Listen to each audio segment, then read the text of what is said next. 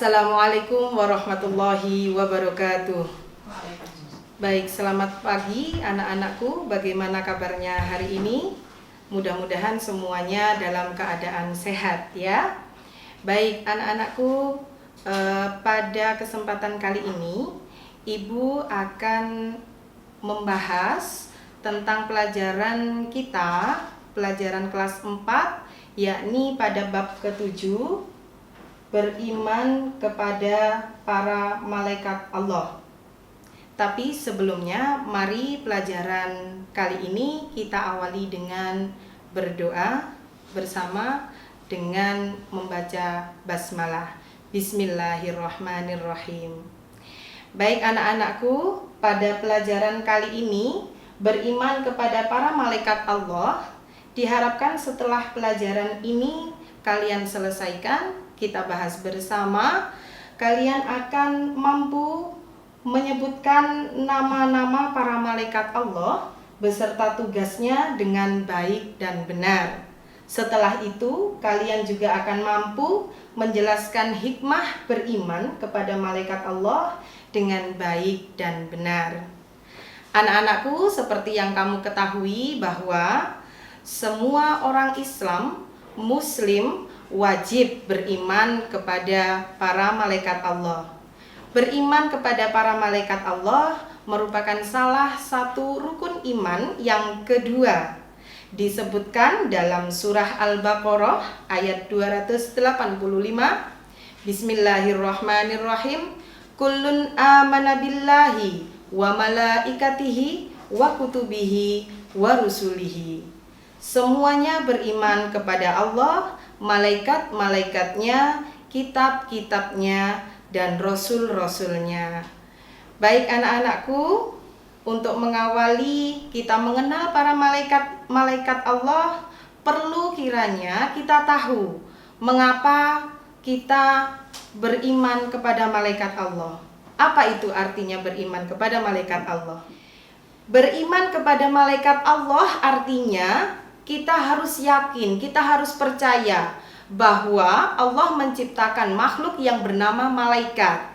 Malaikat ini diciptakan Allah dari cahaya. Malaikat bersifat ghaib, artinya tidak terlihat oleh mata biasa. Malaikat juga memiliki sifat tidak haus, tidak lapar, tidak tidur, dan juga tidak mati kecuali Allah yang mengizinkannya. Serta makhluk yang bernama malaikat ini kita harus percaya bahwa mereka adalah makhluk yang paling taat kepada perintah Allah, tidak pernah membantah sedikit pun. Baik anak-anakku, itu makna dari kita beriman kepada para malaikat Allah.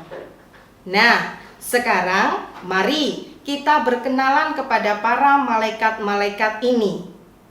Di dalam Al-Quran, Allah menyebutkan ada 10 nama malaikat yang wajib diketahui oleh setiap muslim.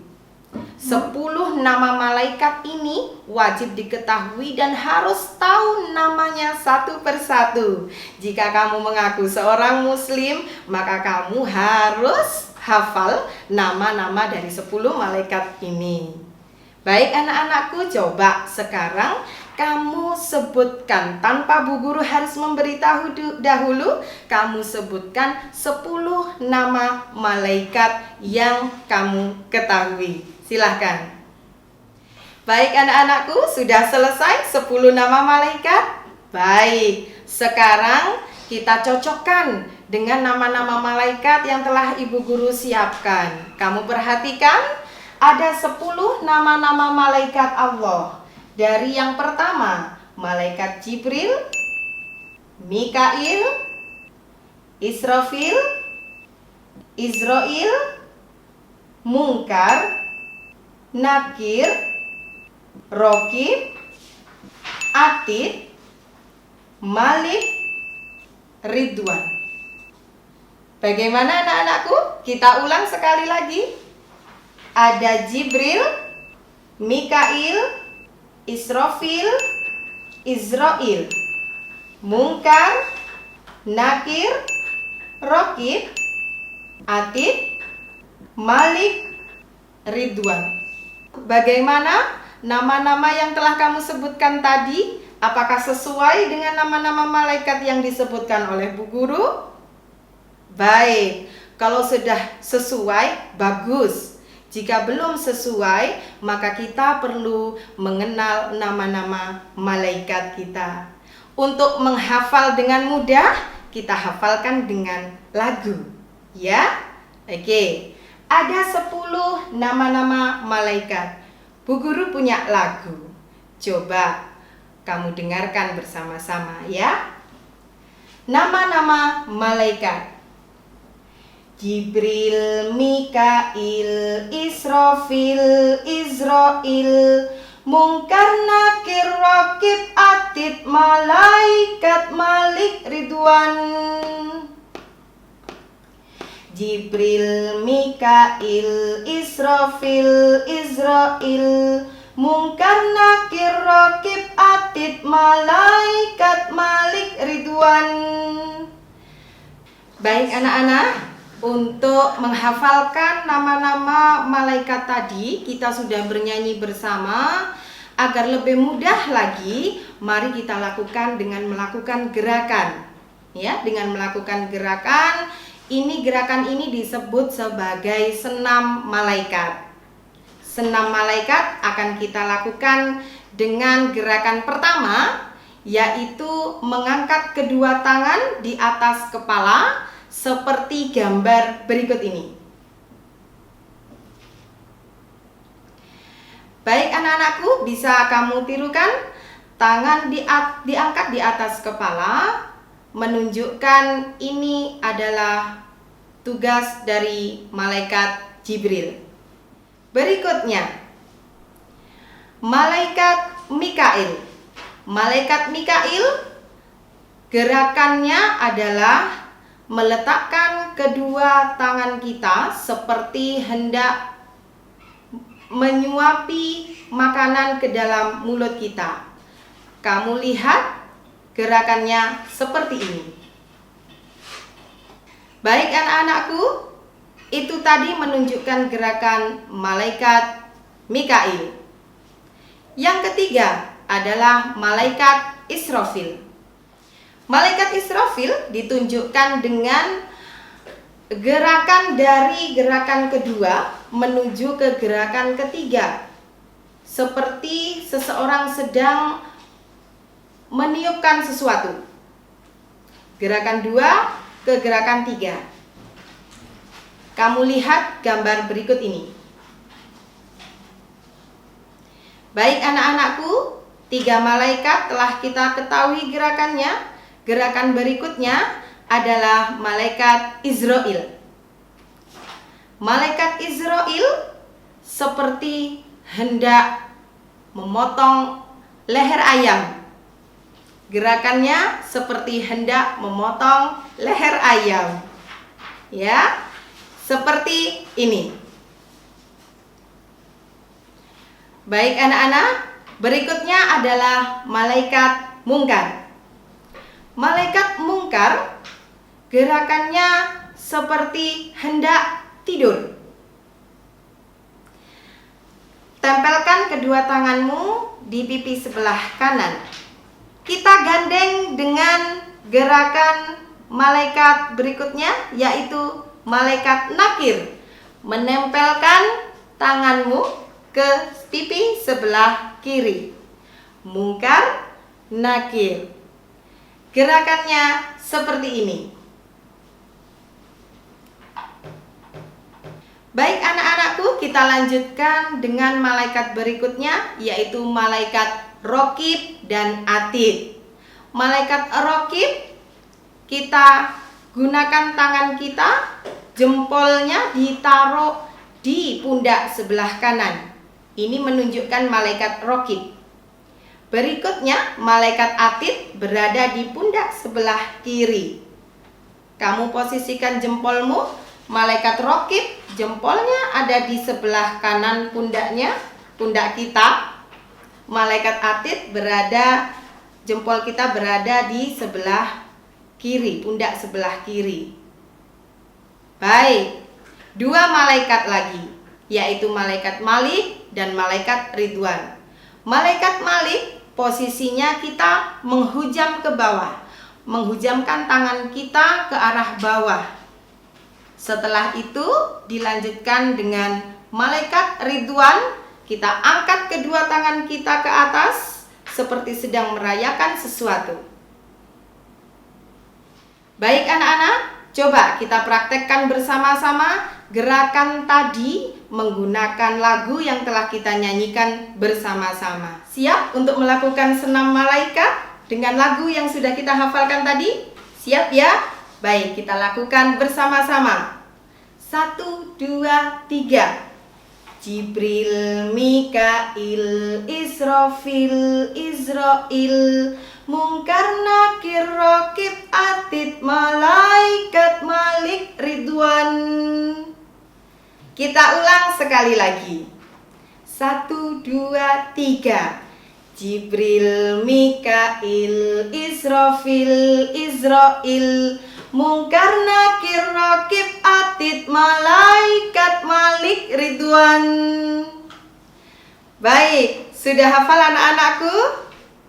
Kalau sudah hafal, coba kamu ulang sekali lagi. 1, 2, 3. Jibril, Mikail, Israfil, Israil, Mungkar, Nakir, Raqib, Atid, malaikat Malik, Ridwan. Baik anak-anakku, senam itu tadi kamu sekaligus mempelajari tentang tugas-tugas para malaikat.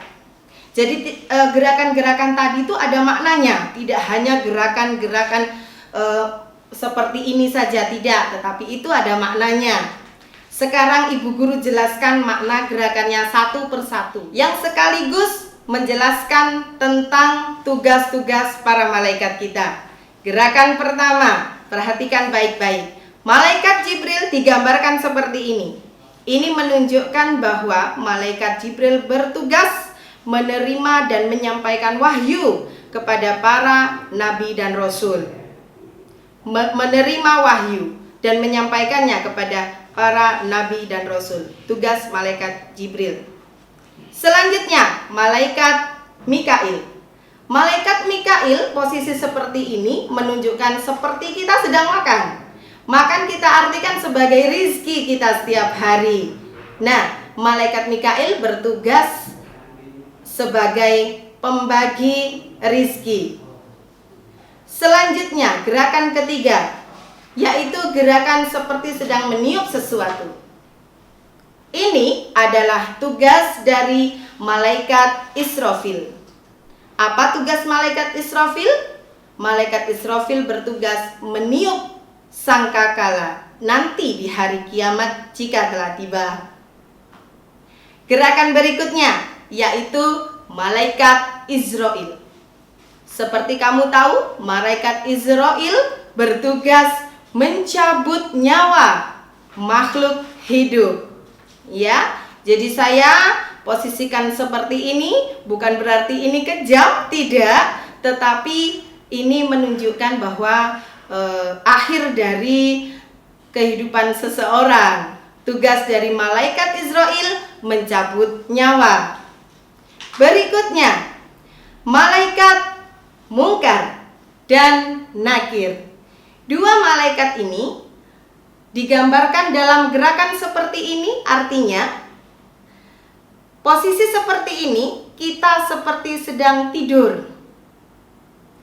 Tetapi posisi seperti ini kita artikan sebagai kematian untuk manusia. Kematian kita berada, nanti setelah mati kita berada di alam kubur. Malaikat Mungkar dan malaikat Nakir bertugas menanyai manusia di alam kubur. Tugas dari malaikat Mungkar dan malaikat Nakir. Berikutnya, malaikat Raqib dan malaikat Atid. Malaikat Raqib berada di pundak sebelah kanan, artinya malaikat Raqib bertugas untuk mencatat setiap amal baik dari manusia.